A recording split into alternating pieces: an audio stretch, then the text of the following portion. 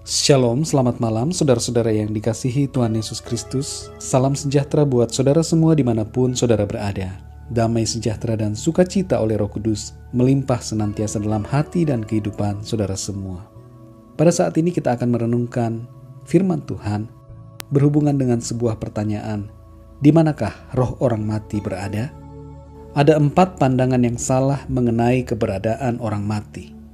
Yang pertama, pandangan bahwa roh orang mati bergentayangan di bumi.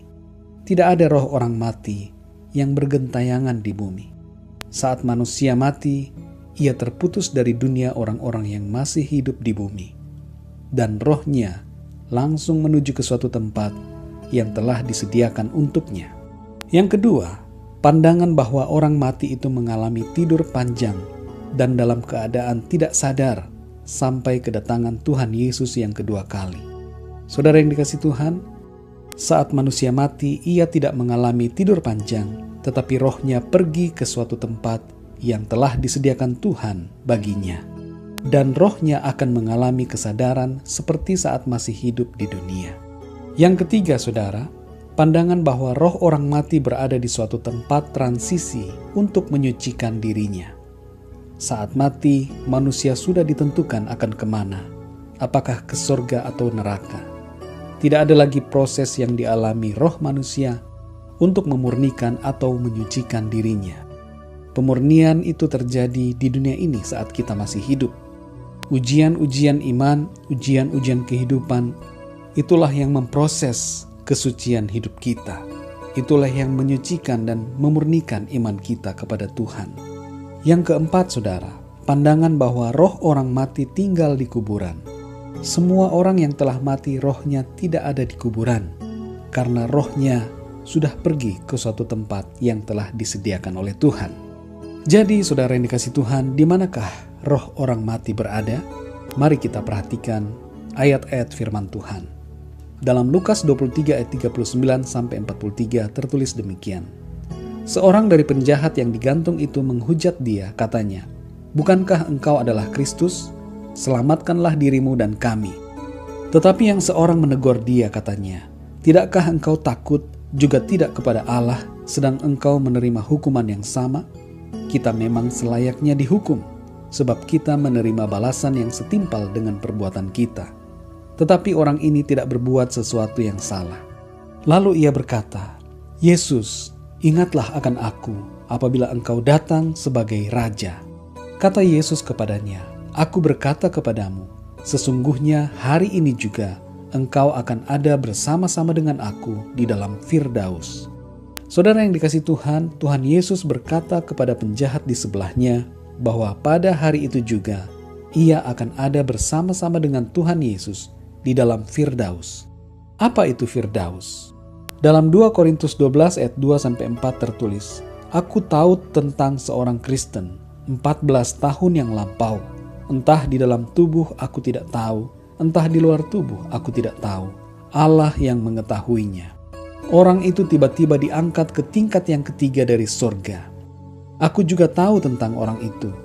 Entah di dalam tubuh, entah di luar tubuh, aku tidak tahu. Allah yang mengetahuinya. Ia tiba-tiba diangkat ke Firdaus, dan ia mendengar kata-kata yang tak terkatakan, yang tidak boleh diucapkan manusia." Dari ayat ini kita dapat memahami bahwa Firdaus adalah tingkat ketiga dari surga. Artinya Firdaus adalah bagian dari surga, dan Firdaus juga termasuk surga. Dengan demikian orang-orang yang benar, yaitu orang-orang yang percaya pada Tuhan Yesus sebagai Mesias, yakni Juru Selamat, dan yang hidup sesuai dengan kehendak Tuhan, ketika mati, rohnya menuju ke Firdaus, yaitu surga. Dan di dalam Firdaus, rohnya mengalami kesadaran penuh dan hidup dalam sukacita bersama dengan Tuhan. Dengan demikian kita sudah mengerti bahwa orang-orang benar ketika mati mereka ditempatkan di dalam surga. Lalu di manakah orang-orang jahat yang telah mati? Tuhan Yesus memberikan sebuah kisah tentang Lazarus yang miskin dan orang kaya yang jahat dalam Lukas 16 ayat 19-31. Lazarus dan orang kaya itu mati. Saat mati, orang kaya itu berada di tempat siksaan di alam maut, sedangkan Lazarus berada di pangkuan Abraham.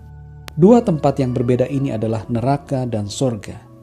Orang kaya itu berada di neraka, dan Lazarus berada di Firdaus, yaitu sorga. Konteks pada kisah itu bukan pada akhir zaman, sebab orang kaya itu mengatakan bahwa ia masih memiliki saudara-saudara yang hidup di bumi, dan ia ingin agar Lazarus pergi ke bumi untuk memberitahukan kepada saudara-saudaranya, supaya hidup benar agar mereka tidak tersiksa seperti dirinya. Jadi, orang yang hidup dalam dosa, orang yang tidak percaya pada Yesus Kristus, ketika mati akan berada di alam maut yang penuh siksaan, yaitu neraka. Saudara yang dikasihi Tuhan, ada kehidupan setelah kematian. Ada juga penghukuman setelah kematian bagi orang-orang yang berdosa. Oleh karena itu saudara, marilah kita hidup dalam iman yang benar dan sungguh-sungguh mengasihi Tuhan Yesus, agar kita memiliki hidup yang kekal di dalam surga. Tuhan Yesus memberikan anugerah keselamatan kepada penjahat di sampingnya saat itu juga, ketika ia percaya pada Tuhan Yesus yang akan datang sebagai Raja di akhir zaman. Imannya pada Tuhan Yesus mengubahkan vonisnya dari alam maut menjadi Firdaus. Dalam Yohanes 11 ayat 25 tertulis, "Jawab Yesus, akulah kebangkitan dan hidup. Barang siapa percaya kepadaku, ia akan hidup walaupun ia sudah mati." Dan dalam Yohanes 14 ayat 6 tertulis, kata Yesus kepadanya, "Akulah jalan dan kebenaran dan hidup. Tidak ada seorang pun yang datang kepada Bapa kalau tidak melalui aku." Saudara yang dikasihi Tuhan, tidak ada yang dapat kita lakukan untuk memindahkan roh dari alam maut menuju ke sorga. Kehidupan dan keadaan kita setelah kematian ditentukan pada iman dan hidup kita di bumi ini. Oleh karena itu saudara, percayalah kepada Tuhan Yesus dengan sungguh-sungguh agar kita diselamatkan dan beroleh hidup yang kekal dalam kerajaan sorga. Puji Tuhan, saudara yang dikasihi Tuhan, biarlah renungan pada saat ini menjadi berkat dan kekuatan buat saudara semua, dan Roh Kudus akan memberikan pemahaman yang lebih dalam lagi tentang kebenaran firman Tuhan.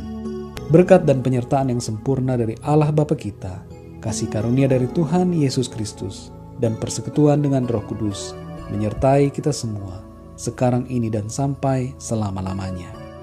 Tuhan Yesus memberkati saudara semua. Selamat malam dan sampai jumpa dalam renungan yang berikutnya. Haleluya.